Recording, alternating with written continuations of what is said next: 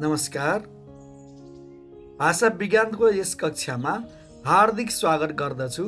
म हरिशुन्दर प्रधान। आज हामी त्रिभुवन विश्वविद्यालयको 3 वर्ष स्नातक तह तेस्रो वर्षको ऐच्छिक नेपाली 315 अन्तर्गत भाषा विज्ञान र नेपाली भाषा विषयमा आधारित रहेर रूप र संरूपको बारेमा छोटो चर्चा गर्नेछौँ।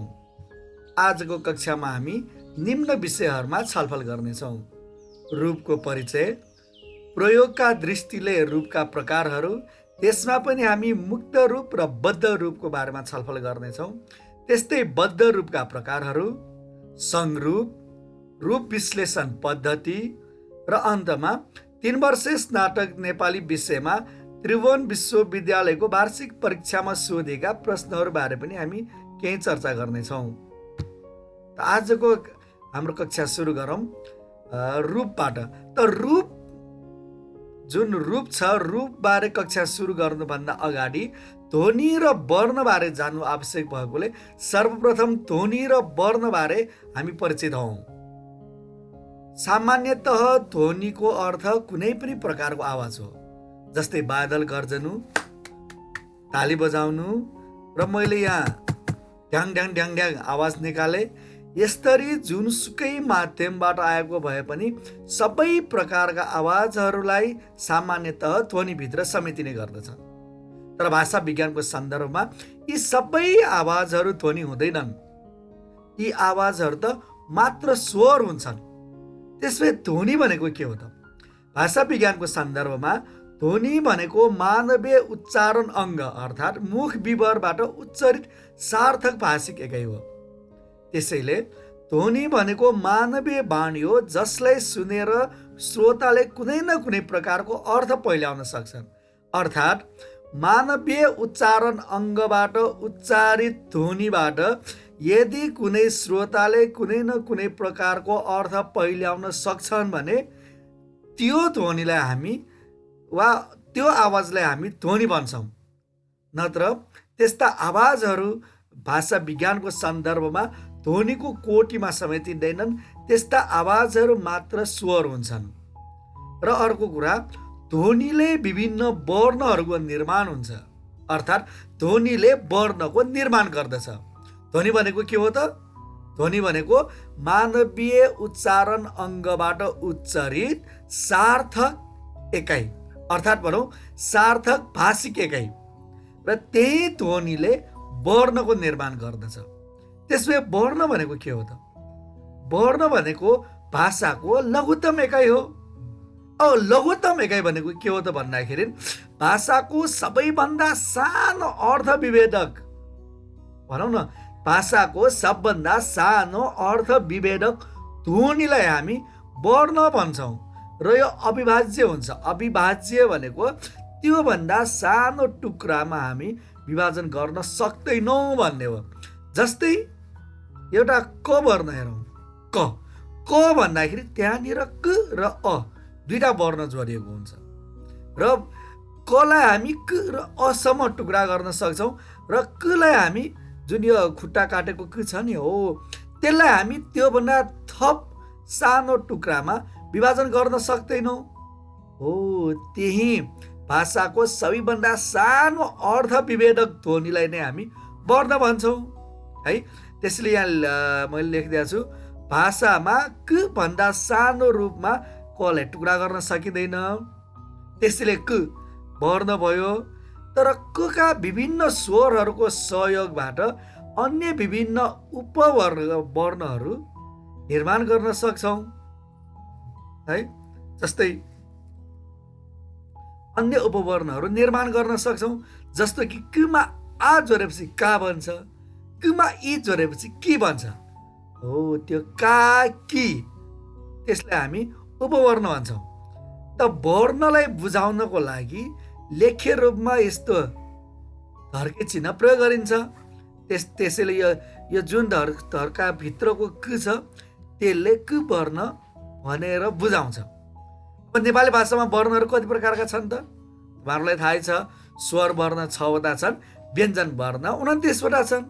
यसरी नेपाली भाषामा स्वर वर्ण 6 र व्यञ्जन वर्ण 29 गरी जम्मा 35 वटा वर्णहरू रहेका छन्। ती वर्णहरू चाहिँ के हुन् त हेरौँ है त। हो ल यहाँ छन्। नेपाली भाषामा स्वर वर्णहरू जम्मा 6 वटा छन्, जस्तै अ, आ, इ, ए र ओ। त्यस्तै गरिकन व्यञ्जन वर्णहरू 29 वटा रहेका छन्। क, ख, ग, घ यो तपाईँहरूले कक्षा 11मा पनि पढिसक्नु भएको छ र कक्षा 12मा पनि कतिपयले कक्षा 12मा पढिसक्नुभयो र मैले यहाँ चाहिँ स्मरणको लागि मात्रै यहाँ यो लेखिदिएको छु। अब यहाँनिर हेर्नु त, क सबभन्दा सानो अर्थवेदक ध्वनि भए पनि क आफैले भाषाको संरचना निर्माण गर्न सकिँदैन। हेर्नुहोस्, त्यसैले वर्णको सहयोगले भाषाको अन्य व्यावहारिक एकाइहरूको निर्माण गर्ने गर्दछन्, जसलाई सम्वर्ण भनिन्छ। यस वर्ण र सम्वर्णको बारेमा हामी अर्को भिडियोमा चर्चा गर्नेछौँ विस्तृत रूपमा। तर यहाँनिर रूप पढ्नको लागि वर्ण र सम्वर्ण अनिवार्य भएकोले मैले यहाँ वर्ण र सम्वर्णको छोटकरीमा परिचय मात्र दिएको है। सम्वर्ण भनेको के हो त भन्दाखेरि वर्णबाटै बनेका उपवर्णहरू है। कुनै पनि भाषामा वर्णभन्दा सम्वर्ण नै प्रयोग गरिन्छ। जस्तै क वर्ण, अब यहाँनिर यो यस्तो हुनुपर्ने है, यो अलिकति यो मैले अघि मात्र ल यो मिलेन, यसमा यो यस्तो धर्स प्रयोग गर्नुपर्ने। यो फन्ट चेन्ज भएछ, म यहाँ यसलाई यस्तो बनाउँछु। ल हेरौँ, क वर्ण भयो। यो क भनेको वा क भनेको वर्ण भयो। अब वर्णको सहयोगबाट के बन्यो हेरौँ त। लम कलम बन्यो, काफल बन्यो, मकल बन्यो, यी शब्दहरू निर्माण भए। अब यो कलम शब्दको यहाँनिर कलम शब्दको क, काफल शब्दको का तथा यो मकल शब्दको क छ नि, यसलाई पनि रातै पारिदियो। यो का भनेको के हो भनेर तपाईँहरूलाई बुझाउनु पर्छ मैले। त्यस कारणले मकल शब्दको क, यो यिनीहरू के हुन् त भन्दाखेरि यो क भने वर्ण भयो। क बाटै वा क वर्णकै सहयोगबाट निर्मित भएको हुनाले यो क, का, क र कलाई क वर्णको संरूप भनिन्छ है। यसरी अब हेरौँ त, जस्तै यहाँनिर क, अब अघिको हेरौँ त, यहाँ यसमा संरूपहरू हेरौँ त। यहाँनिर कमा आ जोडियो का बन्यो। क भनेको यो क भनेको वर्ण भयो, अनि क वर्णकै सहयोगबाट आ अर्को वर्ण जोडेर का बन्यो भनेपछि यो का भनेको चाहिँ सम्वर्ण अर्थात् वर्णको उपरूप। धेरै विद्यार्थीहरू अलमलमा पर्छन् है, वर्ण के हो, सम्वर्ण के हो, रूप के हो, संरूप के हो। त हामी वर्ण र सम्वर्णको बारेमा फेरि पनि कुरा गर्छौँ। आज रूप र संरूपको बारेमा कुरा गर्ने हो। तै पनि सम्वर्ण यहाँ शब्द आएकोले वर्ण भनेको अब हामीले 35वटा भनिहाल्यौँ अघि, त्यो वर्ण भइहाले तिनीहरू। त्यही वर्णबाट निर्मित यो व्यावहारिक शब्द, जस्तै कुकटको केही पनि अर्थ रहँदैन, त्यसमा आ जोड्यो भने का बन्छ। अब का चाहिँ वाक्यमा प्रयोग गर्न योग्य भयो, अर्थात् शब्द बनाउन योग्य भयो। यसरी वर्णका विभिन्न उपरूपलाई हामी सम्वर्ण भन्छौँ। यो जस्तै यो का सम्वर्ण भयो, यो कि पनि सम्वर्ण भयो। हो, यसरी वर्णको सहयोगबाट निर्मित है, त्यही वर्णको सहयोगबाट निर्मित उपवर्णलाई हामी के भन्छौँ रे, सम्वर्ण भन्छौँ है, सम्वर्ण। अब यहाँनिर क, का, क वर्णको संरूप भनिन्छ। यहाँ संरूप यो मिल्दैन है, सम्वर्ण भनिन्छ, यो संवर्ण भनिन्छ। हो ल, यसरी एउटा वर्णका अनेकौं सम्वर्णहरू हुन्छन् र ती व्यावहारिक रूपमा प्रयोग भइरहेका हुन्छन्। हेर्नु त, व्यावहारिक रूपमा वर्ण प्रयोग नहुने रहेछ है, सम्वर्ण प्रयोग हुने रहेछ। अब जस्तै प भनौँ, प वर्णका पनि त सम्वर्णहरू होलान्। पा भयो, पी भयो, पी, पो इत्यादि सम्वर्णहरू हुन् है। अब भनेपछि के भयो त भन्दाखेरि यो जस्तै च भनेको वर्ण भयो। अब च आफैमा बाँकीमा प्रयोग हुँदैन। अब चबाट के हुन्छ भन्दाखेरि चरा बन्ला भनेपछि त्यो चराको च चाहिँ चको सम्वर्ण रहेछ है। अब जस्तै त भयो, तराजु भयो, त्यो तबाट तराजु बन्ला, तराजु चाहिँ तको सम्पर्कमा। अब तारा बन्ला, ता पनि तुको सम्वर्ण भयो। तिथि बन्ला, तिथि जुन ती छ नि त्यो पनि यो तुकै सम्वर्ण भयो। हो, यसरी जुन वर्णबाट अन्य उपवर्णहरू बनिन्छ त्यो उपवर्णहरूलाई हामी सम्वर्ण भन्छौँ। र अघि पनि मैले भने सम्वर्णको बारेमा हामी अर्को भिडियोमा चर्चा गर्नेछौँ। आज हामी रूपको बारेमा चर्चा गर्छौँ। अब त्यसो भए वर्ण र सम्वर्ण जानिसकेपछि अब रूप भनेको के हो हेरौँ त। रूप भनेको के हो त भन्दाखेरि भाषाको सबैभन्दा सानो अर्थयुक्त एकाइ है। अङ्ग्रेजीमा यसलाई मर्फ भन्छन्। मर्फ भनेर कार्टुन पनि आउँछ, तपाईँहरूले हेर्नु हुन्छ होला। त्यसमा पनि त्यो विभिन्न रूप लिने हुन्छ। भनेपछि के रहेछ त रूप भन्दाखेरि भाषाको सबैभन्दा सानो अर्थयुक्त एकाइ। कतिपय विद्यार्थीहरू चुकिन्छन्, वर्ण हो, वर्ण भनेको पनि सानो भनेको छ, रूप भनेको पनि सानो भनेको छ है। रूप भनेको चाहिँ भाषाको के भन्छ, भाषाको सानो भयो। वर्ण भनेको चाहिँ ध्वनिको सानो एकाइ भयो, अर्थभेदक भनेको छ त्यहाँ। हो ल, नचुकिने। भाषाको सबैभन्दा सानो अर्थयुक्त एकाइलाई रूप भनिन्छ। रूप वर्ण वा वर्णभन्दा माथिल्लो न्यूनतम अर्थयुक्त व्याकरण एकाइ हो। कहिलेकाहीँ वर्ण पनि रूप बन्न सक्छ र कहिलेकाहीँ वर्णभन्दा माथिल्लो न्यूनतम अर्थयुक्त एकाइ भनेको छ। वर्णभन्दा ठुलो पनि हुनसक्छ है। अब कुन बेला वर्ण हुन्छ भन्ने कुरा हामी एकछिनमा कुरा गर्छौँ।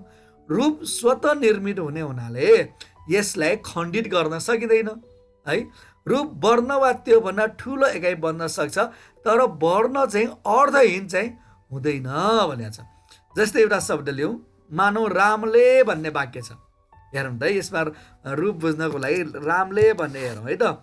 र यहाँ हामी रामले, जुन रामले छ नि, रामले शब्दलाई कसरी टुक्रा गर्न सक्छौँ भन्दाखेरि राम प्लस ले गरेर टुक्रा गर्न सक्छौँ। ल हेरौँ त, राम प्लस ले रामले। त्यसैले राम र ले यहाँ दुई रूपहरू हुन्। अब भनेपछि रामलेमा कतिवटा रूपहरू भयो भन्दाखेरि दुईवटा रूपहरू भयो। एउटा रूप के भयो भन्दाखेरि राम भयो, अनि अर्को रूप के भयो भन्दाखेरि ले भयो। अब तपाईँहरूले सोच्नु होला, माथि यहाँ सानो अर्थयुक्त एकाइ भनेको छ, त्यसपछि लेले के अर्थ दिन्छ त भन्दाखेरि लेले अर्थ नदिए पनि रामले अर्थ दिन्छ। हो, यसरी त्यो राम एउटा रूपले मात्र अर्थ दिए पनि त्यसलाई हामी रूप नै भन्छौँ है। अब रूपलाई पनि वर्ण चाहिँ यस्तो कोष्टकभित्र राख्ने चलन छ। अब यसलाई हामी अर्को विभिन्न इक्जाम्पलहरू, उदाहरणबाट फेरि प्रस्ताउने काम गर्छौँ है त। अब यहाँ कृष्णले आएछ है, रामले भन्ने शब्दमा राम र ले रूप भयो। अब यहाँ रामलाई पनि थप टुक्रा गर्ने हो भने के हुन्छ हेरौँ त। राम भनेको र प्लस आम। हेरौँ त, अब यो र आमको कुनै अर्थ हुन्छ त? केही हुँदैन। त्यसले र आम है, यो यिनीहरू चाहिँ के हुन्छ भन्दाखेरि वर्ण हुन्छ। अनि ले पनि के हुन्छ भन्दाखेरि लि ए हुन्छ टुक्रा गर्दाखेरि। त्यसो भए लि र एले पनि केही अर्थ दिँदैन, वाक्यमा प्रयोग योग्य पनि हुँदैन। त्यसैले र ल ए पनि वर्ण मात्र हुन्छ, रूप हुँदैन। अब त्यसो भए रूप अर्को उदाहरण हेरौँ अनि अझ स्पष्ट हुन्छ। हेरौँ त, हेरौँ, मलाई भन्ने एउटा शब्द छ। मलाई शब्दलाई कतिसम्म टुक्रा गर्न सकिन्छ हेरौँ त। सजिलो छ, म र लाई गरेर दुई टुक्रामा विभाजन गर्न सकिन्छ। जस्तै म र लाई होइन। हो भनेपछि मलाइका रूपहरू के हुन्छन् भन्दाखेरि म र लाई हुन्छन्। अब रूप छुट्याउनको लागि के गर्ने त भन्दाखेरि कुनै पनि शब्दलाई कतिसम्म हामी टुक्रा गर्न सक्छौँ, कतिसम्म त्यसलाई चिरा पारेर निकाल्न सक्छौँ त्यो हेर्ने हो। जस्तै यहाँनिर मलाई शब्द छ। मलाई शब्दलाई हामीले टुक्रा गर्न खोज्दाखेरि एउटा म बन्यो, अर्को लाई बन्यो। त्यसैले अब मलाई पनि हामीले टुक्रा गर्न खोज्यौँ भने अघि जस्तै मु प्लस अ हुन्छ। जस्तै यहाँनिर ल ठिक छ, यहाँ लेखेर हेरौँ है त। मलाई पनि टुक्रा गर्ने हो भने म बराबर यस्तो मु प्लस अ हुन्छ। अब यो मु प्लस अको त कुनै अर्थ छैन। त्यस कारणले यो मु र अ भनेको रूप बन्दैन, म चाहिँ रूप हुन्छ, किन भन्दाखेरि मको अर्थ छ। यसले मु र अ चाहिँ वर्णहरू भए, यिनीहरू चाहिँ वर्णहरू भए, तर म चाहिँ रूप भयो। त्यस्तै गरेर लाइमा पनि त्यस्तै भयो। लाइको चाहिँ त्यो मसँग जोडेपछि त्यहाँनिर अर्थ रहन्छ, तर लालाई पनि टुक्रा गर्ने हो, अघि जस्तै यो मलाई जस्तै टुक्रा गर्ने हो भने त्यहाँ वर्ण मात्रै बन्छ। अब ठिक छ, अब त्यसो भए मानवीयमा चाहिँ के रूप हुन्छन् त एकचोटि सोचौँ त।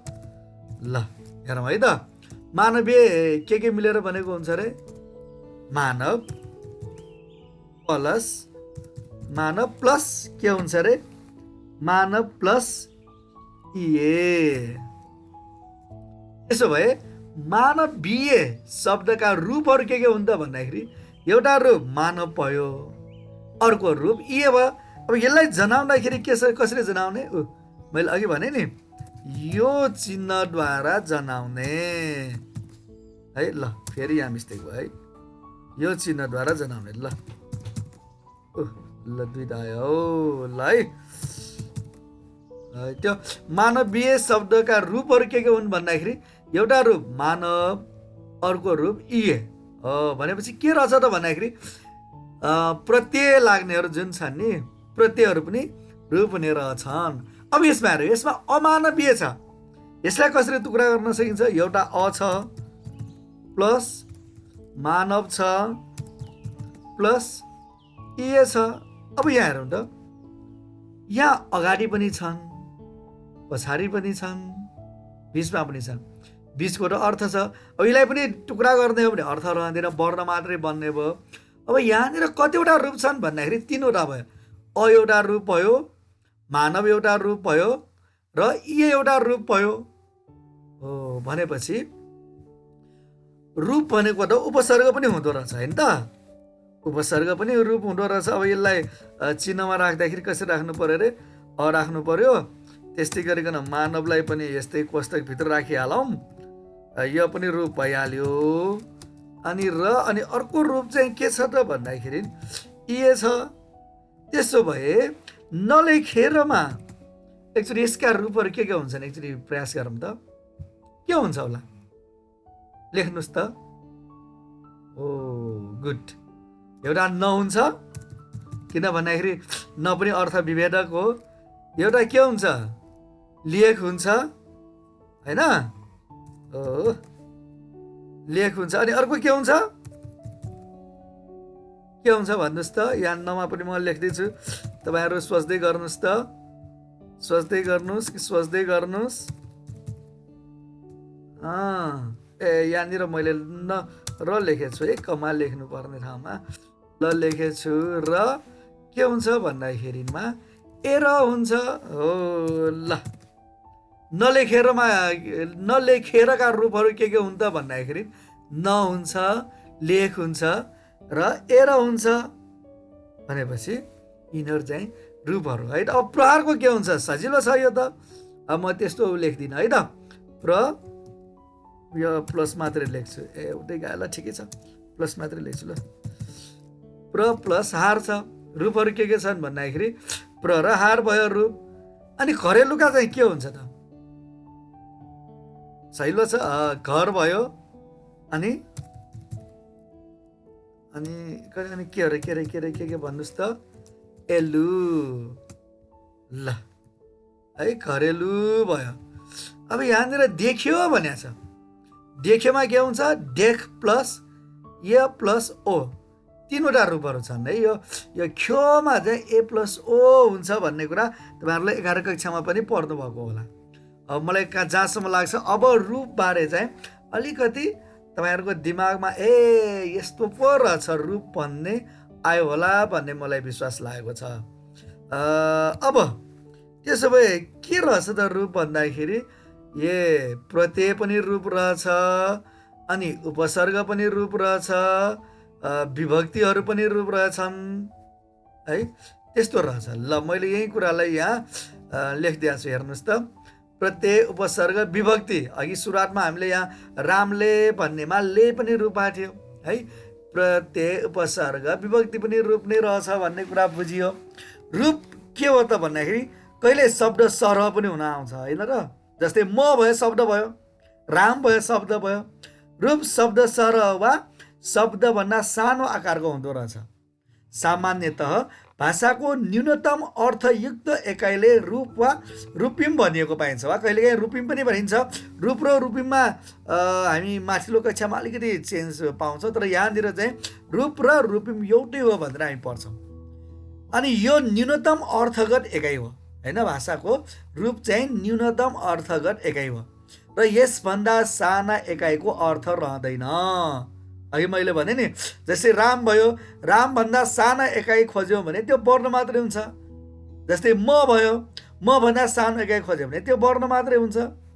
हो, त्यस कारणले यस किसिमको न्यूनतम आर्थी आकारहरू एक वा एकभन्दा बढी ध्वनि वा वर्ण मिलेर रूपको निर्माण भएको हुन्छ है। ध्वनि वा वर्ण मिलेर हामीले पढ्यौँ नि। जस्तै ल वर्ण भनेको र भनेको वर्ण भयो, र वर्णहरू मिल्यो र आम राम भयो। त्यसैले अब यो साह्रै महत्त्वपूर्ण छ। हेरौँ त, कुनै एकाइलाई अर्थगत दृष्टिले टुक्रा पार्दै जाँदा जहाँ पुगिन्छ ती टुक्राहरूलाई रूप भनिन्छ। फेरि हेरौँ त है, कुनै एकाइलाई अर्थगत दृष्टिले टुक्रा पार्दै जाँदा जहाँ पुगिन्छ ती टुक्राहरूलाई रूप भनिन्छ भने अर्थगत दृष्टिले भेटिरहेकी ती एकाइलाई नै रूपिम भनिन्छ भनी बताइएको छ है। रूपिमतिर हामी भन्न जाउँ, जो टुक्रा गर्दै गर्दै जाँदाखेरि जति सानोसम्म टुक्रा गर्न मिल्छ त्यसलाई रूप भनिन्छ। तर एउटा कुरा यहाँ शब्द छ नि, अर्थगत दृष्टिले अर्थ आउनु पर्यो। अर्थै आएन भने त्यहाँनिर वर्ण बन्छ होइन त।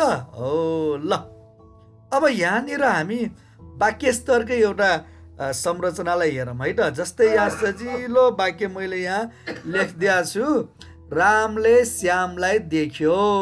ल हेरौँ त, सजिलो छ है, धेरै सजिलो वाक्य मैले लेखिदिएको छु, रामले श्यामलाई देख्यो। अब यो रामले श्यामलाई देख्यो भन्ने वाक्यमा अब विभिन्न पदहरू छन्। पद र शब्द भन्ने त थाहा छ नि तपाईँहरूलाई, थाहा छ कि नै? ल बिर्सनु भयो? ल हेर्नुहोस्, म त्यसो भए फेरि भन्छु, सजिलो छ। शब्द भनेको त तपाईँहरूलाई थाहा छ, अर्थयुक्त भाषिक एकाइ भयो, रूप वा त्योभन्दा ठुलो।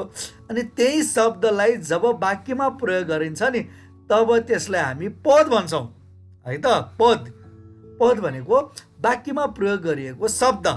जस्तै म मात्र भन्यो भने त्यो चाहिँ शब्द भयो। अब म जान्छु भन्यो भने त्यो चाहिँ पद भयो। जस्तै म जानु हिँड्नु काम त्यही शब्दहरूको भयो। अनि म बिस्तारै हिँडेर जान्छु भन्यो भने त्यो पद भयो। अब सजिलोको लागि बुझ्नको लागि यसरी बुझ्दा हुन्छ, शब्द भनेको डोकोमा राखेको फुल जस्तै भयो होइन। शब्द भनेको फुलहरूको थुङ्गा भयो, फुलहरूको थुप्रो जस्तै भयो। अब त्यही फुलहरूलाई मालामा गाँसियो भने त्यो जुन सिरियली फुलहरू बस्छन् नि, हो त्यो शब्दहरू पनि त्यो मालामा गाँसेका फुलहरू जस्तै वाक्यमा गाँसिएका शब्दहरूलाई हामी पद भन्छौँ। ल ठिक छ। अब यहाँ हेरौँ त, पदावलीको बारेमा त तपाईँहरूले पढ्नु भएकै छ। तैपनि अब त्यसको बारेमा पनि भिडियो बनाउनु पऱ्यो बनाउला। अब अहिले यहाँनिर चाहिँ हामी रूपको कुरा गर्दैछौँ, त्यस कारणले यही रूपको बारेमा अलिकति हेरौँ है त, बुझौँ। रामले श्यामलाई देख्यो। यस वाक्यमा प्रयोग भएका पदहरू के छन्? राम छन्। अब रामले भन्ने पदमा रूप के छन् भन्दाखेरि राम र ले छ। श्यामलाई भन्ने पदमा के रूप छन् भन्दाखेरि श्याम र लाई भन्ने छ। र अघि जस्तै देख्यो भन्ने पदमा चाहिँ यहाँ अलिकति यो बुझ्नुपर्छ है, देख छ, ए छ, ओ छ। फेरि सुन्नुहोस् त, यो वाक्यमा देख्यो भन्ने पदलाई हामीले टुक्रा गर्दै जाँदाखेरि देख, ए र ओ तीनवटा रूपहरूमा टुक्रा गर्न सक्छौँ। त्यस कारणले देख्यो भन्ने पदका रूपहरू के भयो त? एउटा देख भयो, अनि अर्को ए वा यो भयो, र अर्को ओ भयो। अब त्यस्तै गरिकन आज राति पानी पर्ला भन्ने वाक्यका पदहरूको रूप चाहिँ के हुन सक्छन् त? सजिलो छ। आजलाई हामी अर्को अर्थयुक्त सानो टुक्रामा विभाजन गर्न सक्दैनौँ। त्यसकारणले आजको रूप आजै भयो। अनि रातिलाई चाहिँ रात प्लस ईमा विभाजन गर्न सक्छौँ। त्यसकारणले रातिका रूपहरू के भयो भन्दाखेरि रात र ई भयो। अनि पानीलाई पनि हामी त्यो पानीभन्दा सानो है, पानीले टुक्रा गर्दाखेरि पानीभन्दा सानो रूप जुन चाहिँ अर्थयुक्त छ त्यो भागमा हामी टुक्रा गर्न सक्दैनौँ। त्यसकारणले पानीको रूप पनि पानी नै भयो। अनि पर्ला भन्ने पदलाई चाहिँ यहाँनिर ल यस्तै भएको छ है त। पर्ला भन्ने पदलाई चाहिँ पर र ला, एउटा चाहिँ पर अनि अर्को चाहिँ लाको रूपमा विभाजन गर्न सक्छौँ। त्यसकारणले पर्ला भन्ने पदको रूप के भयो त? एउटा पर भयो, अर्को ला भयो। अब तपाईँहरू फेरि लालाई पनि टुक्रा गर्न खोज्नुभयो भने टुक्रा त गर्न सक्छौँ। लु प्लस आ बन्ला, तर त्यो रु प्लस लु प्लस आको कुनै अर्थ रहँदैन। त्यसकारणले यस्तो जस्तै अघि लेखे जस्तै लु अनि प्लस आ भयो, प्लस माइनस आ है। अब यो लुको पनि अर्थ भएन, आको पनि अर्थ भएन। त्यसकारणले यिनीहरू वर्ण मात्रै भए तर रूप हुन सकेनन्। त्यहाँ पर भन्ने चाहिँ अर्थ छ। त्यसकारणले पर र ला दुईटा चाहिँ रूपहरू भयो। अब यही किसिमले रामद्वारा श्याम पिटियो, पिटियो छ है, प्यासिभ भोइसमा छ है, कर्मवाच्यमा छ। रामद्वारा श्याम पिटियो भन्ने वाक्यका पदहरूका रूपहरू के हुन्छन् त? यसका रूपहरू चाहिँ मलाई कमेन्टमा भन्नुपर्छ ल। अब यहाँसम्म आइसकेपछि अब हामीले के बुझ्यौँ भन्दाखेरि वाक्यका ध्वनि के हुने रहेछन्, अर्थात् भाषाका ध्वनि भनेको कस्तो हुँदो रहेछ, वर्ण के रहेछ, त्यस्तै सम्वर्ण के रहेछ, अनि रूप के रहेछ भन्ने कुरा बुझिसक्यौँ। र अझै पनि कतिपयको मनमा चाहिँ यो वर्ण र रूपमा चाहिँ यो हो कि त्यो हो भन्ने हुन्छ है। त्यसकारणले नझुकिनुहोस्। वर्ण भनेको चाहिँ अर्थभेदक एकाइ हो। भाषामा पाइने कुनै पनि भाषिक व्यवस्थामा पाइने लघुत्तम अर्थभेदक एकाइ वर्ण भयो। अब नेपालीमा सहिलैसँग बुझ्ने हो भने अ आ इ ई र क ख ग घ वर्ण भयो। अनि रूप भनेको के हो त भन्दाखेरि अर्थमा भिन्नता ल्याउने है, अर्थमा भिन्नता ल्याउने त वर्ण भयो। रूप भनेको के हो त भन्दाखेरि भाषाको सबभन्दा सानो अर्थयुक्त एकाइ रूप भयो। अर्थभेदक चाहिँ वर्ण भयो, अर्थयुक्त चाहिँ रूप भयो है। अनि वर्णलाई चाहिँ त्योभन्दा सानो एकाइमा हामी टुक्रा गर्न सक्दैनौँ। रूपलाई चाहिँ टुक्रा गर्न सक्छौँ तर रूप चाहिँ बन्दैन, वर्ण बन्छ है। यति कुरा बुझिसकेपछि अब हामी अर्को रूप र रूपको प्रकारमा जाउँ है त। अब प्रयोगका दृष्टिले रूप विभिन्न प्रकारका हुन्छन्, जस्तो कि मुक्त रूप, बद्ध रूप, रिक्त रूप, शून्य रूप, सम्पृक्त रूप इत्यादि। अब यसमा यो मुक्त र बद्ध बाहेकका कुराहरू हामी मास्टर लेभलमा पढ्छौँ। अब यो स्नातक तहमा चाहिँ मुक्त रूप र बद्ध रूपको बारेमा अलिकति जान्नुपर्ने त्यहाँ सिलेबसले दिएको छ। त्यसकारणले हामी विशेष गरिकन मुक्त रूप र बद्ध रूपको बारेमा छोटो चर्चा गर्नेछौँ। अब यो मुक्त रूप र बद्ध रूपको बारेमा चर्चा गर्नुभन्दा अगाडि अलि एउटा म इक्जाम्पल दिन्छु है त। अब एउटा शब्द हेरौँ त, जस्तै यहाँनिर इन्सर्ट गरेर टेक्स्टबुक एउटा राखौँ ल। संयोग है, एकछिन है, इआरई प्रीति। ल एउटा शब्द छ संयोग। ल अहिले अक्षर सानो भयो, यसलाई ठुलो बनाऊ। संयोगका रूपहरू के हुन सक्छन् त विचार गरौँ त। संयोगलाई टुक्रा गर्न सक्छौँ कि सक्दैनौँ? पक्कै पनि सक्छौँ। के हो त भन्दाखेरि संयोग बराबर एउटा सम भयो अनि अर्को चाहिँ अर्को एकछिन है, यो सम प्लस लेख्नुलाई सम प्लस योग भयो। यहाँनिर हेरौँ त, सम योग, यहाँ दुईटा रूपहरू छन् है। संयोग भनेको सम र योग भयो। अब त्यस्तै गरेर अर्को एउटा शब्द हेरौँ प्रहार भन्ने छ है। प्रहारलाई पनि हामी दुईटा टुक्रामा विभाजन गर्छौँ, प्रसार, प्रहार है। अनि अर्को ल पुस्तकको, यसलाई कसरी दुईटा टुक्रामा विभाजन गर्न सक्छौँ त भन्दाखेरिमा ल यो एउटा पुस्तक भयो, अनि अर्को चाहिँ को अघि मात्र हामीले पढेका थियौँ के भन्दाखेरि विभक्तिहरू पनि रूप हुँदा रहेछन् भनेपछि अब यहाँनिर हेरौँ त, यसमा यो उदाहरणमा योग भन्ने रूप मुक्त रूप छ भन्नुको अर्थ योग भन्ने जुन रूप छ त्यो स्वतन्त्र रूपमा वाक्यमा प्रयोग हुन सक्छन्। त्यस्तै गरिकन हार भन्ने शब्द पनि स्वतन्त्र रूपमा वाक्यमा प्रयोग हुन सक्छन् र पुस्तक भन्ने शब्द पनि स्वतन्त्र रूपमा वाक्यमा प्रयोग हुन सक्छन् भनेपछि यसरी हेरौँ त, यसरी स्वतन्त्र रूपमा वाक्यमा प्रयोग हुन सक्ने रूपलाई हामी मुक्त रूप भन्छौँ, अङ्ग्रेजीमा फ्रेमवर्क भन्छन्। जस्तै यहाँ के लेख्यो त यसको डेफिनेसनमा भन्दाखेरि हेरौँ है, ल भाषिक रूपले स्वतन्त्र रूपमा प्रयोग हुन आउने रूपलाई मुक्त रूप भनिन्छ।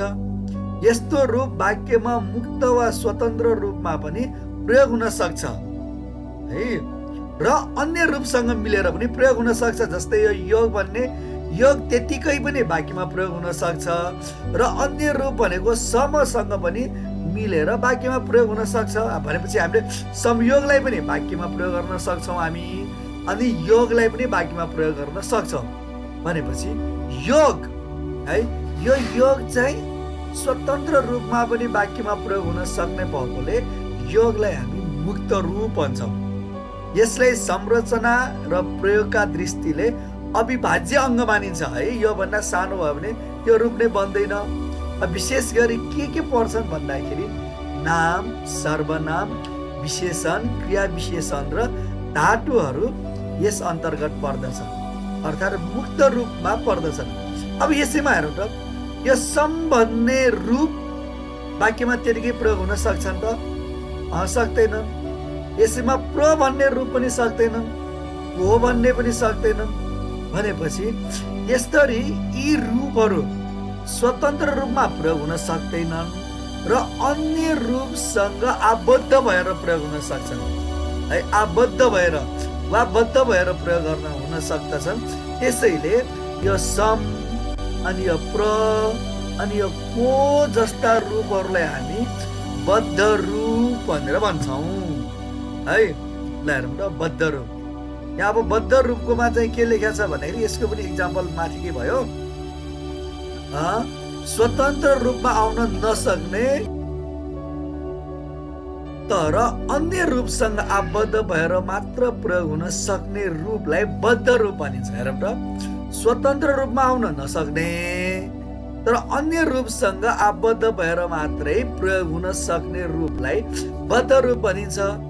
धातु वा प्रकृति वा मूल शब्दको साथमा बद्ध रूपमा आउने भएकाले यस्ता रूपलाई बद्ध रूप भनिएको हो है। जस्तै मैले यहाँनिर लेखेँ, यो संयोगको सम भयो, प्रहारको प्र भयो, पुस्तकको चाहिँ को भयो।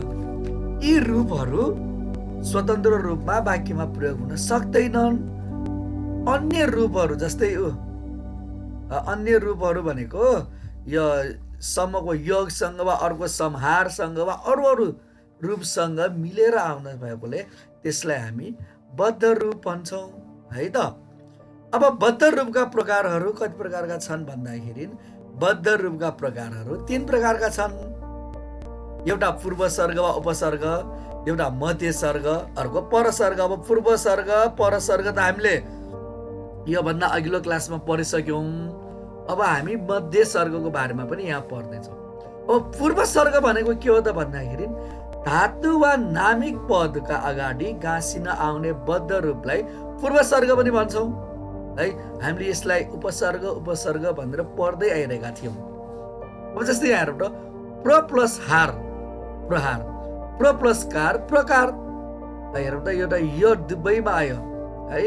यो के त भन्दाखेरिमा बद्ध रूप है। अघि हामीले हेरौँ नि, यसमा आफै स्वतन्त्र रूपमा प्रयोग हुन सक्दैन। अब हारसँग जोड्यो प्रहार बन्यो, कारसँग जोड्यो प्रकार बन्यो, अरूसँग बद्ध भयो, बद्ध भएकोले आबद्ध भयो, आबद्ध भएकोले बद्ध भयो। अनि यो अगाडि आएकोले यो चाहिँ के भयो भन्दाखेरि पूर्वसर्ग भयो है। जस्तै बिहार भयो, आहार भयो। यसमा चाहिँ प्र बि र आ पूर्वसर्ग वा उपसर्गहरू हो है त। त्यस्तै गरिकन अब अर्को मध्यसर्ग भनेको बिचमा आउने, धातु वा नामिक पदको बिचमा घाँसिएर आउने बद्ध रूपलाई मध्य सर्ग भनिन्छ। जस्तै आए न छ, आए छ भन्ने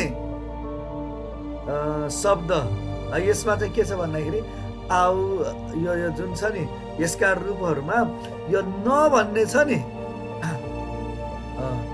यो न भन्ने रूप चाहिँ बिचमा आयो, त्यस कारणले यो मध्यसर्ग भयो।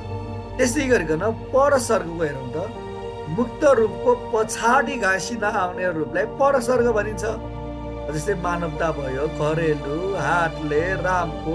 यसमा चाहिँ ता, एलु, ले, को यी रूपहरू पछाडि छन् है।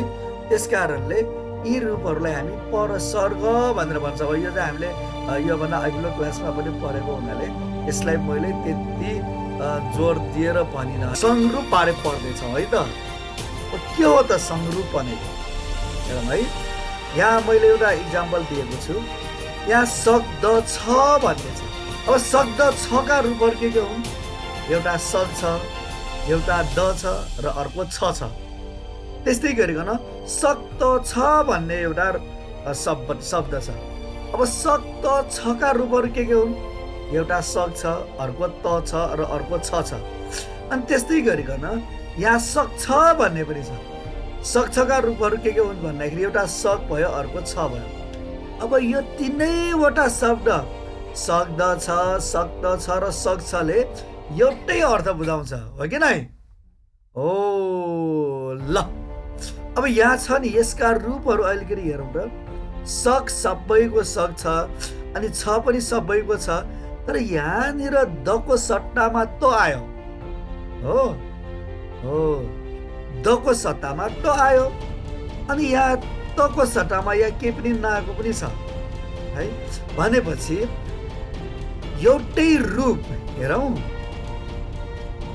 एउटै रूप है, खास वातावरणमा एउटै रूप हो। अब शब्द छ, शब्द छ, सक्छ भनेको एउटै कुरा भयो।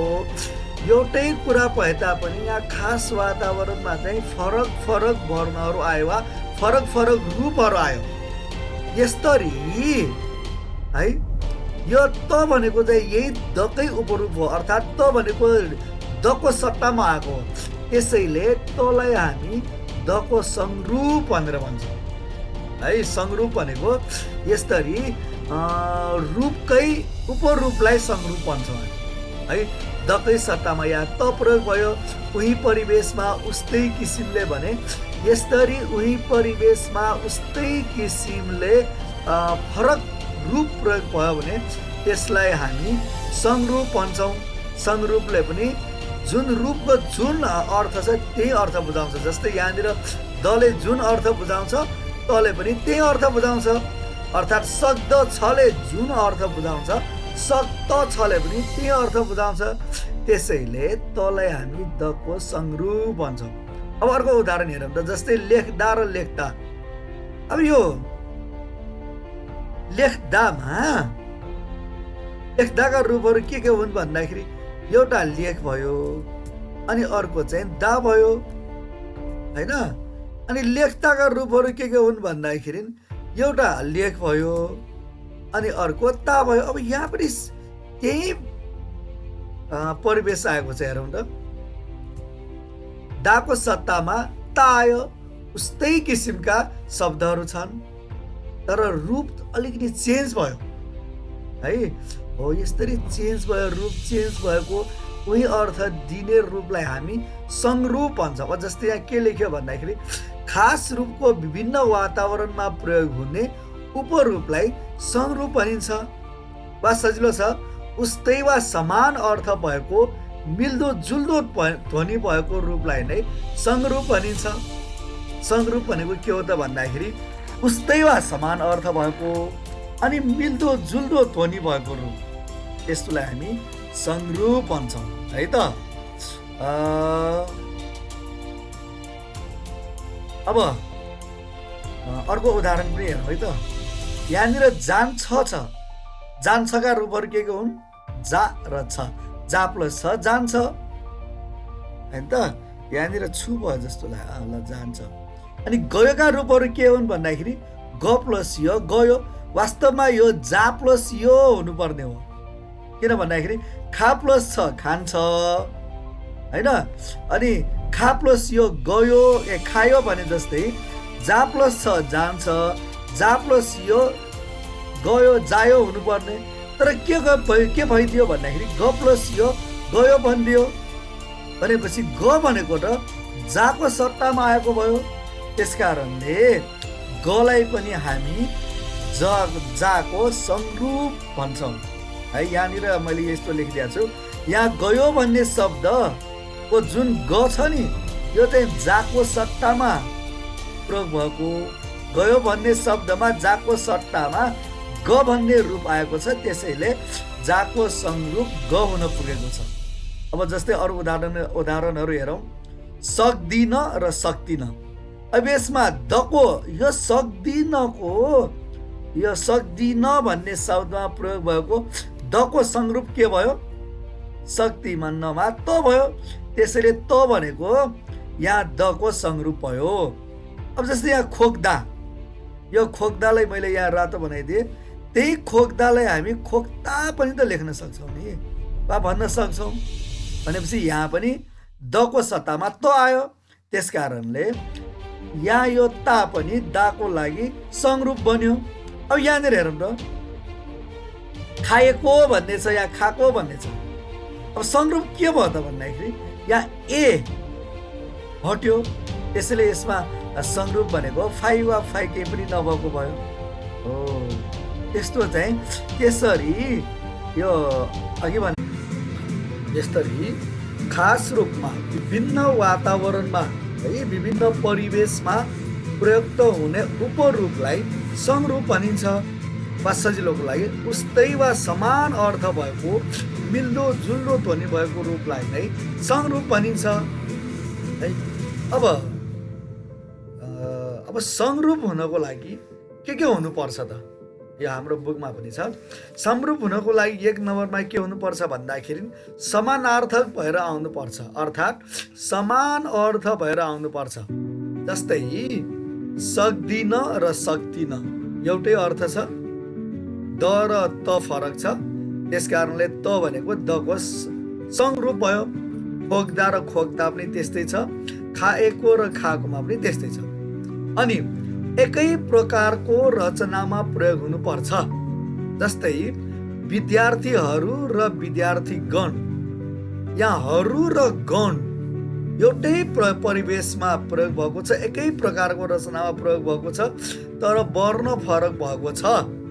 त्यस कारणले यो विद्यार्थीगण र विद्यार्थीहरू भनेको हरूको संरूप चाहिँ गण भयो। त्यस्तै गरेर तलतिर पनि हेरौँ त, दर्शकहरू र दर्शकगण छ है। यहाँ पनि दर्शकहरू र दर्शक वृन्द छ। यहाँ पनि यो वृन्द भन्ने, ल मैले यहाँ हरू लेखेको यहाँ मिलेन है, कन्ट्रोल सी गरेर कन्ट्रोल भी, यो मिलेन अलिकति ठिक छ। यो हरूको यो वृन्द भन्ने जुन रूप छ नि त्यो चाहिँ हरूको संरूप भयो। तर तेस्रो नम्बरमा के भन्छ भन्दाखेरि विरोधी कार्य गर्नु हुँदैन, अर्थात् फरक अर्थ हुनु हुँदैन। फरक अर्थ भयो भने एउटै रूपमा पनि भिन्न भिन्न हुन्छ। भन्नुपर्दा एउटै वार्णिक संरचना पनि फरक फरक रूपको हुन्छ। जस्तै तर र तर, तर र तर एउटै वार्णिक रूप छ, तर माथिको तरको अर्थ चाहिँ परन्तु र तलको तरको अर्थ चाहिँ खोला पारी जाऊ भयो भने त्यो फरक फरक अर्थ बुझाउने भएकोले यी चाहिँ फरक फरक रूपहरू हुन्, संरूप होइन है। संरूप त दोस्रो कुरा भयो। तर यहाँनिर शब्दले पनि त्यही छ है, फरक तर भन्ने शब्दले फरक फरक अर्थ बुझाएकाले यी फरक फरक रूप हुन्। त्यस्तै बाटुलो र गोलो अर्थको दृष्टिले समान भए पनि रूपका दृष्टिले भिन्न भिन्न भएकाले एउटै रूपका संरूप नभइकन फरक फरक रूपहरू हुन् है। अनि परिपूरक वितरणमा आउनुपर्छ भनेको चाहिँ सट्टामा आउनुपर्छ भनेको, अस्ति यो पूरक भनेको के हो, परिपूरक भनेको के हो भन्ने कुरा भएको थियो, त्यो सट्टामा आउने। जस्तै हरूको सट्टामा यहाँ गौण आयो, त्यस्तो भयो भने चाहिँ हामी संरूप भन्छौँ है। अब अरू पनि उदाहरणहरू छन्, अरू पनि उदाहरणहरू हेर्छौँ है त। ल हामी त्यसलाई संरूप भनेर भन्छौँ है। अब यो संरूपलाई अझ स्पष्ट पार्नको लागि अर्को एउटा उदाहरणबाट प्रस्ताउने म प्रयास गर्छु। अब यो उदाहरण चाहिँ एकनाथ सरको थेसिसबाट मैले लिएको छु होइन। जस्तै यहाँ खोक्ता र खोक्दा रूप के भयो भन्दाखेरि दा भयो, यो दुवैको। अनि मैले यहाँ ता लेख्नु पर्ने दा लेखेको छु है त, ता ल। अनि संरूप के भयो भन्दाखेरि दा र ता संरूप भयो है। अब संरूपलाई यसरी यो यस्तो ब्र्याकेटमा लेख्ने चलन छ, रूपलाई यस्तो ब्र्याकेटमा लेख्ने चलन छ। अब जस्तै सक्छ, सक्दछ र सक्दछ, अघि कुरा भयो। दको सट्टामा के प्रयोग भयो भन्दाखेरि एउटा फाइभ भनेको के पनि नभएको है, हामीले म्याथमा धेरै पढ्यौँ। फाइभ, अर्को त प्रयोग भयो र अर्को द नै प्रयोग भयो। त्यसैले दका संरूपहरू के भयो भन्दाखेरि एउटा फाइभ भयो, एउटा त भयो, अनि अर्को चाहिँ द भयो। अब होइन्छ, भइन्छ र हुइन्छ भन्ने छ है। अब यसमा रूप चाहिँ के हो त, यसको रूप के हो? ल एकछिन विचार गर्नुहोस् त। यसको रूप चाहिँ हु भन्ने छ। एकचोटि जाँचमा सोधेको पनि छ हुका संरूपहरू के हुन् भनेर है। अब यहाँ हुका संरूपहरू के भयो भन्दाखेरि यहाँ हुको सट्टामा के भयो भन्दाखेरि एउटा भ भयो हो, अनि एउटा हो भयो। इन्छ त सबैमा छ, छुट्याउन सहिलो छ। हेर त यहाँ हुइन्छ भयो, हुइन्छको सट्टामा भइन्छ आयो भनेपछि हुको सट्टामा भ प्रयोग भयो, त्यसैले हुको संरूप एउटा भ भयो। अनि हुइन्छको सट्टामा होइन्छ आयो, हुको सट्टामा हो आयो, त्यस कारणले हुको अर्को संरूप के बन्यो भन्दाखेरि हो बन्यो। त्यसैले ल अब यस्तो चिन्ह चाहिँ अहिले लेख्दिनँ। अब होका संरूपहरू के भयो भन्दाखेरि एउटा हु नै भयो। नेपाली गर्नुलाई यहाँनिर के गर्नुपर्ने रहेछ ल, यो एउटा चाहिँ हु नै भयो होइन, अनि अर्को चाहिँ फ भयो, अर्को चाहिँ हो भयो। अब हका संरूपहरू के छन्, के हुन् भनेर सोध्यो भने के हुने भयो र हु, फ र हो है, नचुकिनुहोस् ल। अब यहाँ सुत्तै र सुत्दै के आयो त यहाँ है, यहाँनिर एउटा के आयो ल,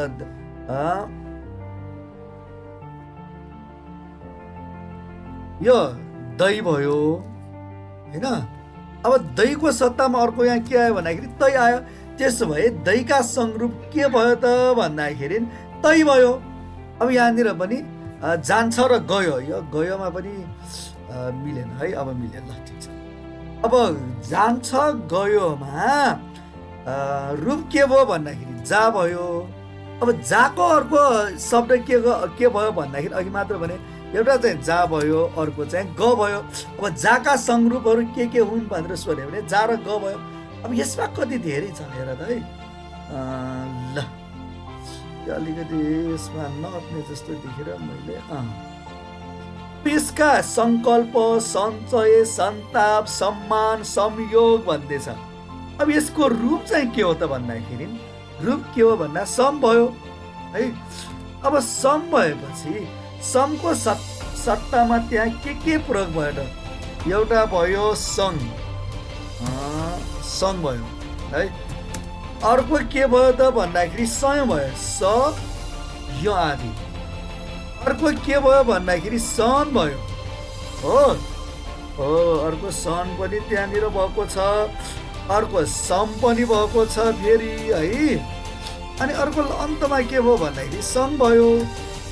ल हेर त समका कति संरूपहरू रहेछन् है। अब यहाँनिर अर्कोमा चाहिँ द्विता र द्वता भन्ने छ। द्विता है, दुई हो, दुईको सट्टामा त्यहाँ अर्को शब्द के प्रयोग भएको छ त? दुईको सट्टामा यो दुईमा यस्तो हुनुपर्ने, ल ठिक छ, तर यहाँनिर दो भन्ने प्रयोग भयो। त्यस कारणले दुई एउटा भयो, दुईको अर्को संरूप के भयो भन्दाखेरि दो भयो है। अब यहाँनिर उत्पत्ति, उद्योग, उच्चारण, उज्ज्वल, उड्डयन, उन्मुक्ति भन्ने छ है। अब यसका रूपको के हो त? उत्पत्ति, उद्योगका भन्दाखेरि यसको प्रमुख रूप चाहिँ उट हो, उटबाट आएको है। यो यसो उसमा राख्नु पर्ने, अब मैले राखिनँ। अब उट भनेपछि यहाँनिर एउटा उत छँदैछ, अर्को चाहिँ उद छ, उद्योग भयो। अर्को कस्तो छ? उच्च भयो हो। उचको सट्टामा यहाँ उच्च भन्ने रूप प्रयोग भयो। अनि उच जस्तै अर्को के प्रयोग भयो भन्दाखेरि उज पनि प्रयोग भयो, अनि अर्को उन पनि प्रयोग भयो है। भनेपछि त्यो सबै के का रूपहरू भए भन्दाखेरि उठका रूपहरू भए। ल यो अलिकति देखेन है, यसलाई म डिलिट गरिदिएँ मैले। ल एक मिनट डिलिट गहन दिँदाखेरि यो संरूप हामी पढ्दैछौँ, त्यसले संरूपलाई मैले यहाँ राखेँ। अब यो पनि यही भयो भनेपछि ल अब यहाँनिर हेरौँ त। अर्को चाहिँ यसलाई पनि सानो गरिदिन्छु ल। अब यहाँनिर केन्द्रीय, आवासीय, राष्ट्रिय, क्षेत्रीय भन्ने छ। अब यसमा के हो त यसको रूप? केन्द्रीय, आवासीय, क्षेत्रीय है। ल भन्नुहोस् त के हुन् त? यसका पहिला रूप पहिले आउँ। यसको रूप के हो त भन्दाखेरि इए हो। अब यहाँ दीर्घ इए को सट्टामा यहाँ राष्ट्रियमा चाहिँ ह्रस्व आयो, त्यस्तै गरिकन क्षेत्रीयमा पनि ह्रस्व आयो, क्षेत्रीय भयो, यहाँ छे हुनुपर्ने। यो तपाईँहरूले राष्ट्रिय र क्षेत्रीय बाहेक अरू सबै इए दीर्घ हुन्छ भनेर पढ्नुभयो होला। त्यसमध्ये क्षेत्रीयलाई चाहिँ हामीले ह्रस्व लेखे पनि हुन्छ, दीर्घ लेखे पनि हुन्छ। तर यहाँनिर हामीले संरूपको बारेमा कुरा गर्दाखेरि यो इए भन्ने रूपको सट्टामा अर्को इए भन्ने रूप पनि आएको छ। त्यसैले यो इएका संरूपहरू के भयो भन्दाखेरि ह्रस्व इए र दीर्घ इए भयो है। अब यहाँसम्म आएपछि तपाईँहरूलाई रूपको बारेमा अलिकति भए पनि क्लियर भयो होला है। अब यहाँनिर अर्को पनि हेरौँ है त। खोक्दा र खोक्दाको मैले भनिसकेँ। यहाँ लाग्नु र लगान भन्ने छ। यो लाग्नु र लगानका रूप चाहिँ के हो त? पक्कै पनि लागबाट आएको हो यो है त, लाग भयो। अब लागबाट यहाँ एउटा चाहिँ लाग छ, अर्को चाहिँ यता के भयो त भन्दाखेरि लग भयो, लग प्लस आन भनेर उसले गरिदियो भनेपछि लाग। यहाँ पनि फेरि अङ्ग्रेजीमा आयो है। यसलाई हामीले पिटी गर्दाखेरि पिआर यो लागको चाहिँ एउटा चाहिँ लाग भयो है, अर्को चाहिँ लग भयो। त्यस कारणले लग र लाग संरूपहरू। अब यहाँ छापा र छपाई भन्ने छ। अब छापा र छपाई कहाँबाट आएको भन्दाखेरि छापबाट आएको होइन। छापबाट आएपछि अब यो यतातिर त छापाबाट छाप प्लस छापा भयो। किन भन्दाखेरि छापालाई हामीले विभाजन गर्दाखेरि, टुक्रा गर्दाखेरि अथवा चिरा चिरा पार्दाखेरि रूपको रूपमा टुक्रा गर्दाखेरि छाप र हुन्छ। छाप एउटा रूप बन्छ, एउटा रूप बन्छ। अनि छपाईमा के हुन्छ? छाप प्लस हुनुपर्ने, तर यहाँ छप आयो। त्यसैले छापको सट्टामा छप भन्ने रूप प्रयोग भयो। त्यसैले यसको संरूप के हुन्छ भन्दाखेरि एउटा छाप हुन्छ, अर्को छप हुन्छ है। अब यहाँनिर चाहिँ माथिकै कुराहरूलाई मैले उल्लेख गरेको छु। मैले अघि पनि भने एकनाथ सरको शोधलाई आधार मानेर मैले उहाँ सरको शोधको चाहिँ सहयोग लिएको छु। यसलाई तालिकामा ल्याउन अनि यो उदाहरणहरू लिनको लागि उहाँ सरको चाहिँ मैले सहयोग लिएर तपाईँहरू समक्ष प्रस्तुत गरेको छु है त। अब हाम्रो रूप यो यति पढिसकेपछि एकछिन रूप विश्लेषण पद्धतिको बारेमा पनि छोटो कुरा गरौँ। अब रूप विश्लेषण पद्धति भनेको के हो त भन्दाखेरि रूप विश्लेषण भनेको रूप र संरूपको निर्धारण गर्ने प्रक्रिया। अहिले हामीले रूप र संरूपको बारेमा जुन कुरा गरिरहेका छौँ नि हो, त्यो रूप र संरूप निर्धारण गर्ने प्रक्रियालाई रूप विश्लेषण भन्छौँ हामी। कुनै पनि पद, पदावली लगायत भाषिक उच्चारणमा रहेका रूप तथा संरूपहरू केलाउने कामलाई नै रूप विश्लेषण भनिन्छ। अब रूप विश्लेषणका धेरै सैद्धान्तिक आधारहरू छन्। तीमध्ये निम्नलिखित 3वटा कारणहरूलाई प्रमुख मानिएको छ है। हाम्रो बुकमा पनि यही 3वटा आधारहरूलाई मानिएको छ। अर्थात् हाम्रो बुकमा पनि यिनै 3वटा आधारहरूलाई प्रमुख आधार भनेर मानिएको छ है त। त्यसमा अर्थगत आधार छ एउटा, अर्को परिवेशगत आधार छ र अर्को संरचनागत आधार। अर्थगत भनेको के हो त भन्दाखेरि इक्जाममा सोध्न सक्छ है, रूप विश्लेषण पद्धति भनेको के हो भनेर, अनि त्यसका आधारहरू के हुन् भनेर है। एउटा अर्थगत आधारले के भन्छ भन्दाखेरि एउटा वार्णिक संरचनाको एउटै अर्थ हुँदा त्यो एउटा रूप हुन्छ। जस्तै घर, खेत, एउटा वार्णिक संरचना भनेको छ है, एउटा वर्णबाट संरचित शब्द। जस्तै घर भयो, खेत भयो, पुस्तक भयो, यी प्रत्येक रूपहरू हुन्, फरक रूपहरू है। तर त्यसले भिन्नै अर्थ बुझायो भने त्यो छुट्टै रूप हुन्छ भनेको। जस्तै यहाँ घर, खेत, पुस्तक सबैले छुट्टै अर्थ बुझाइयो। त्यस कारणले यी चाहिँ एउटै रूप नभइकन फरक रूप भयो। त्यहाँ त्यही भनेको छ, सबै शब्दहरू एउटा रूप हुन्छ भनेको छ है। अनि ख नम्बरमा के भन्यो भन्दाखेरि एउटै वार्णिक संरचनाको फरक अर्थ हुँदा यी फरक रूप हुन्छन्। यसमा अघि पनि हामीले थोरै कुरा गरिसक्यौँ है। अघि मैले के को कुरा गरेको थिएँ, एउटै त्यो अनेकार्थी शब्दको कुरा गरेको थिएँ। अब यहाँनिर पनि त्यही छ। त कर भन्ने एउटा अनेकार्थी शब्द छ, यसले तिरो र जिद्दी बुझाउने गर्छ है। अब यहाँनिर तिरो बुझाउँदाखेरि एउटा रूप, अनि जिद्दी वा ढिपी बुझाउँदाखेरि अर्को रूप बुझाउँछ।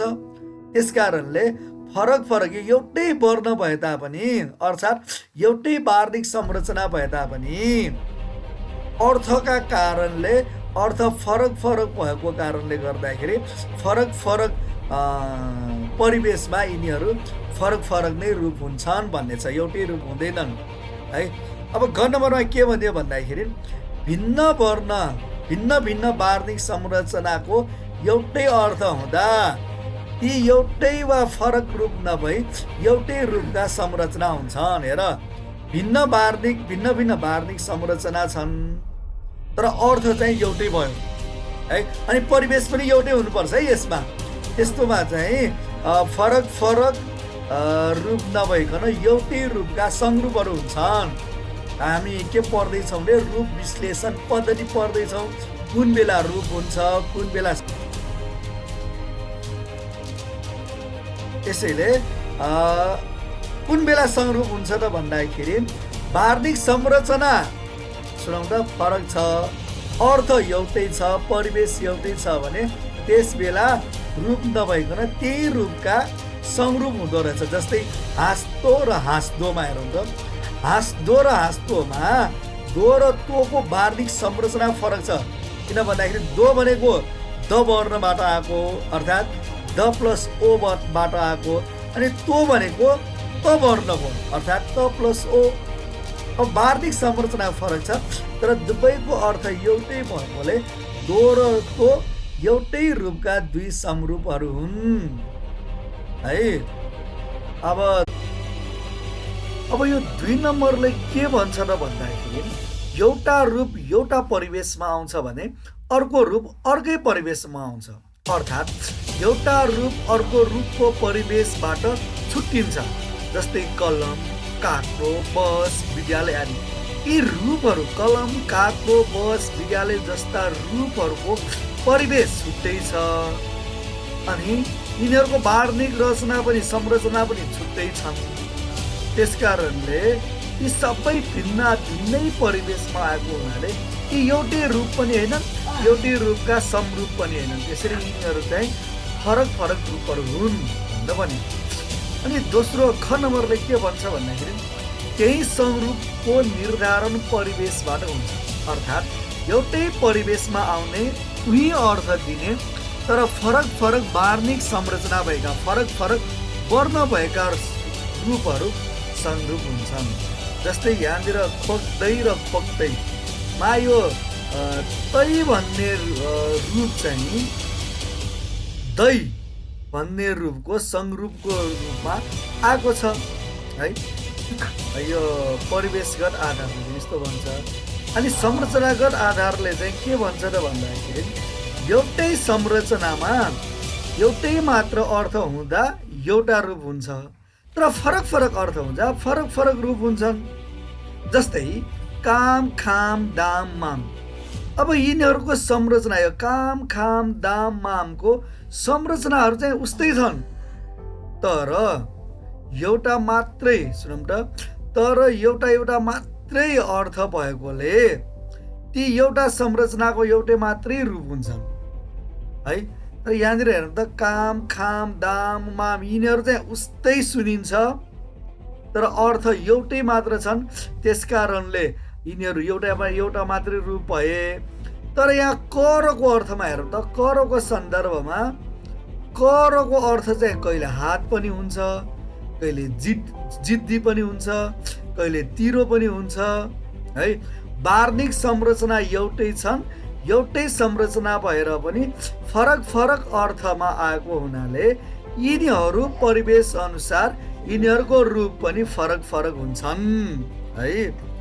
अनि र अन्तमा त के यसमा यो संरचनागत आधारमा भिन्न भिन्न संरचनामा समेत परिवेश र अर्थको आधारमा एउटै रूपका समरूपहरू हुन्छन्, अर्थात् एउटै रूपका समरूपहरू हुन्छन्। जस्तै विद्यार्थीहरू, विद्यार्थीगण जस्ता शब्दहरूमा यिनीहरूको हरू र गण संरचना फरक छन् तर परिवेश र अर्थले एउटै जनाएका कारणले गर्दाखेरि यो हरू रूपका समरूपहरू चाहिँ यो जुन छ नि गण भन्ने रूप चाहिँ हरू रूपका समरूप हुन् है। अब यस पछाडि हामी रूप र समरूपको केही फरकहरू हेर्नेछौँ। थोरै भिन्नता यहाँ मैले केलाउने प्रयास गरेको छु है त। जस्तै रूप भनेको के हो त भन्दाखेरि भाषाको सबैभन्दा सानो अर्थयुक्त एकाइलाई रूप भन्छौँ हामी। अनि संरूप के हो भन्दाखेरि उस्तै वा समान अर्थ भएको मिल्दो जुल्दो ध्वनि भएको रूपलाई नै संरूप भनिन्छ। रूप भनेको रूप भयो, संरूप भनेको चाहिँ रूपको पनि उपरूप है। अब दोस्रो नम्बरमा रूप वर्ण वा वर्णभन्दा माथिल्लो न्यूनतम अर्थयुक्त व्याकरणिक एकाइ है। न्यूनतम अर्थयुक्त व्याकरणिक एकाइ हो रूप। संरूप के हो त भन्दाखेरि फरक फरक परिवेशमा आएको रूपकै अर्को रूप हो है।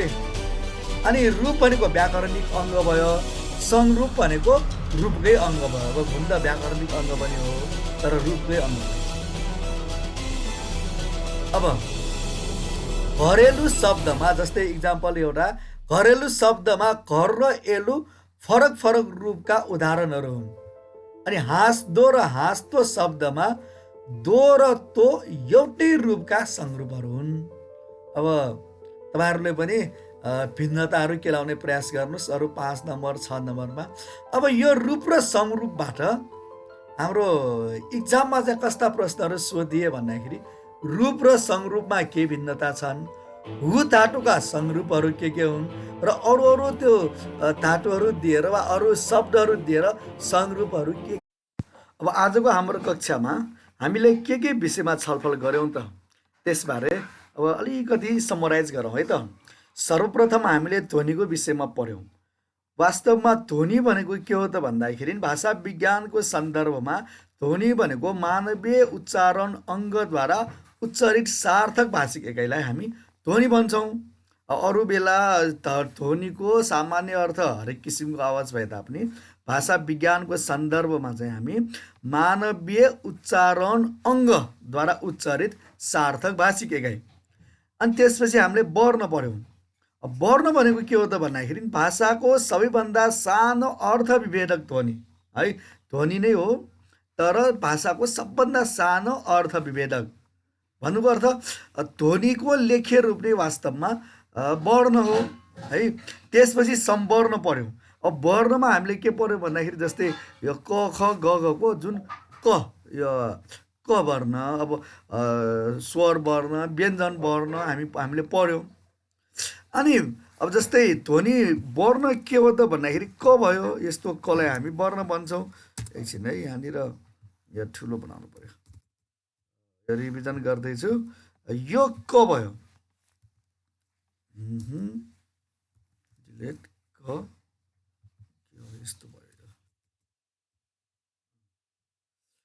क भयो। अब यो क चाहिँ त्यसमा अर्को वर्ण स्वर वर्ण अ मिलिसकेपछि त्यो क बन्छ होइन। स्वर वर्ण अ मिलेपछि बल्ल अनि क बन्छ भनेपछि यसलाई हामी वर्ण भन्छौँ। यही वर्णका अरू रूपहरू जस्तै कमा अ मिल्यो क बन्यो, त्यो संवर्ण भयो। ग वर्णकै सहयोगबाट हेरौँ त संवर्ण भनेको वर्णकै सहयोगले भाषाका अन्य व्यावहारिक भयो व्यावहारिक एकाइहरूको निर्माण गर्ने गर्दछ जसलाई संवर्ण भनिन्छ। भनेपछि यो क चाहिँ वर्ण भयो। अनि यही कमा यो असँग मिलेर यो क भन्यो, यो चाहिँ संवर्ण। अब असँग मिल्दाखेरि क संवर्ण, आसँग मिल्दाखेरि का संवर्ण, ककै संवर्णहरू है, क का कि यिनीहरू चाहिँ संवर्ण भयो। त्यसपछि अब रूप भनेको के हो त? रूप भनेको के हो त भन्दाखेरिमा भाषाको सबैभन्दा सानो अर्थयुक्त एकाइ है त। यो वर्ण भनेको चाहिँ अर्थ विभेदक भयो, अनि रूप भनेको चाहिँ अर्थयुक्त। अब जस्तै यहाँनिर का भन्यो, अब यही कामा काको त अर्थ छैन, त्यसपछि यो रूप भन्न सकेन। अब यहाँनिर का म जोड्यौँ भने अब यो काम चाहिँ रूप हुन्छ। हेरौँ त, क भनेको क जुन क वर्ण भयो, आ पनि वर्ण भयो। अनि क र आ भनेर जोड्यो, का भनेको चाहिँ संवर्ण भयो, संवर्ण कुनै अर्थ रहेन। अब काम भनेपछि यो काम चाहिँ अर्थयुक्त भयो। यो कामलाई त्योभन्दा सानो टुक्रामा विभाजन गर्दाखेरि अर्थ रहँदैन, त्यस कारणले काम भनेको रूप भयो। अनि अब रूपमा चाहिँ मुक्त रूप र बद्ध रूप भन्ने कुरा हामीले पढिसक्यौँ। मुक्त रूप भनेको स्वतन्त्र रूपमा प्रयोग हुन सक्ने भयो, जस्तै काम भयो। अनि बद्ध रूप भनेको स्वतन्त्र रूपमा प्रयोग हुन नसक्ने तर अरू रूपसँग आबद्ध भएर आउने चाहिँ बद्ध भयो। जस्तै कामको हुँदाखेरि यहाँनिर त्यसलाई टुक्रा गर्दाखेरि एउटा रूप काम बन्छ, अर्को रूप को बन्छ भनेपछि काम मुक्त रूप भयो, को चाहिँ बद्ध रूप भयो। त्यसपछि हामीले संवर्ण पढ्यौँ। संवर्ण भनेको के हो त भन्दाखेरि वर्णकै अर्को रूप है, उस्तै वा समान अर्थ दिने मिल्दो जुल्दो ध्वनि। अझ यसले चाहिँ परिवेशको आधारमा फरक रूप भए पनि उही अर्थ दिने रूपलाई हामी संरूप भन्छौँ है। जस्तै ल हाँस्दोमा चाहिँ हाँस्तो हाँस्दो, तोको चाहिँ दो संरूप भयो है, अर्थात् दोको संरूप तो भयो। त्यसपछि हामीले पढ्यौँ रूप विश्लेषण। रूप विश्लेषण विधि वा पद्धति भनेको के हो त भन्दाखेरिमा रूप र संरूपको निर्धारण गर्ने प्रक्रियालाई हामी रूप विश्लेषण प्रक्रिया वा रूप विश्लेषण विधि भनेर पढ्छौँ, पद्धति भनेर पढ्छौँ। त्यसका अन्तर्गत हामीले अर्थगत आधार, परिवेशगत आधार र संरचनागत आधारमा रूप विश्लेषण पनि गरिसकेका छौँ र यति हामीले पढ्यौँ। पक्कै पनि मलाई लाग्छ आजको यो कक्षा तपाईँहरूलाई अलिकति सहयोग नै भएको होला। यो भिडियो चाहिँ मैले पहिलोचोटि बनाएको, त्यस कारणले यसमा केही कमजोरीहरू भएको भए जस्तो लाग्छ त्यस्तै कमेन्ट गरिदिनु होला र आजलाई छुट्टिन्छौँ। धन्यवाद। तपाईँको दिन शुभ रहोस्।